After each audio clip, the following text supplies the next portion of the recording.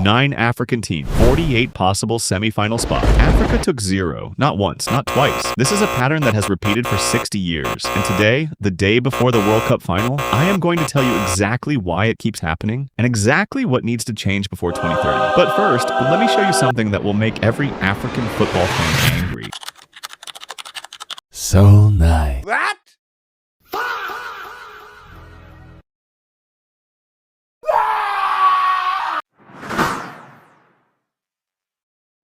Here is what happened to Africa at World Cup 2026. Ghana, Colombia 1-0, Algeria, Switzerland 2-0, Cape Verde, Argentina 3-2, Senegal, Belgium 3-2, Morocco, Africa's last hope, France 1-0. Every single team gone, same result every time. Here is what makes this even more painful. Victor Osimhen, one of the best strikers on earth, not at the World Cup. His country didn't qualify. Achraf Hakimi, PSG and Morocco's best player, eliminated in round of 16. Sadio Mane, Mohamed Salah, among the world's greatest. Every single one of them produces miracles for their European clubs every week. But when they wear their national jerseys at the World Cup, something breaks, and it is not the players.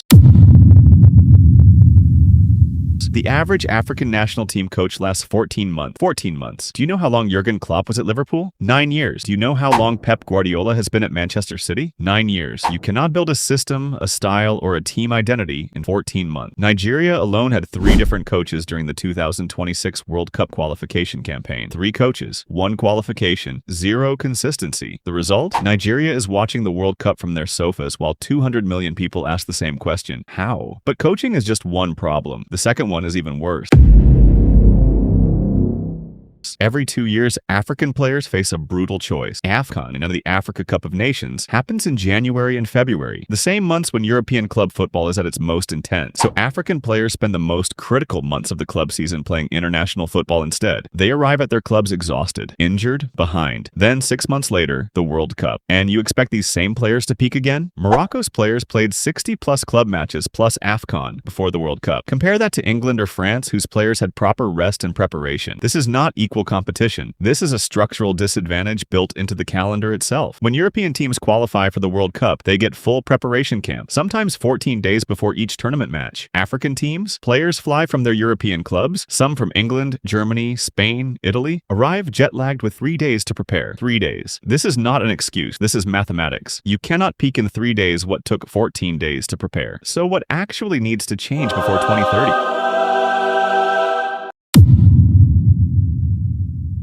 Number 1, give coaches 4-year contract, not 14 months, not panic decisions after every bad result. 4 years. Number 2, move AFCON permanently to the European summer, June or July, when club seasons are finished, when players are rested, when Africa can finally compete on equal terms. Number 3, negotiate proper preparation windows. CAF must fight for African players to have the same preparation time as European teams. These are not impossible, they are choices. And the question is whether African football federations are willing to make them. 2030 is 6 years away. The next generation of African players is being born right now. The question is not whether the talent will be there. Lamine Yamal is Spanish, but his parents are African. Kylian Mbappe has Cameroonian and Algerian roots. Africa produces world-class talent that wins the World Cup, just not for African nations. The talent has never been the problem. The system is. And systems can be changed. Do you think Africa will win the World Cup before 2035? Drop your flag below and tell me why. Subscribe to PitchDecoded, African football explained properly. And if this gave you something to think about, share it with someone who needs to hear it.